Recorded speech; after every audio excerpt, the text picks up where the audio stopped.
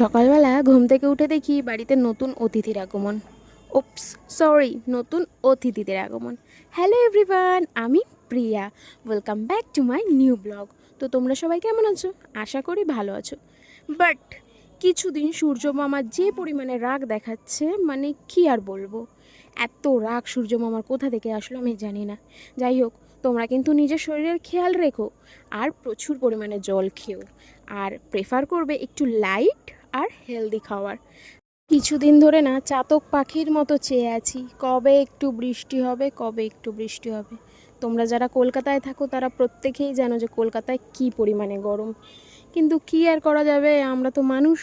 ওই কথায় আছে না, শরীরের নাম মহাশয়, যা সহাবে তাই সয়।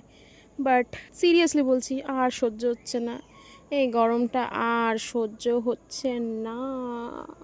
তো পরে দেখা হবে আবার একটা নতুন ব্লগে। টাটা, সবাই ভালো থেকো।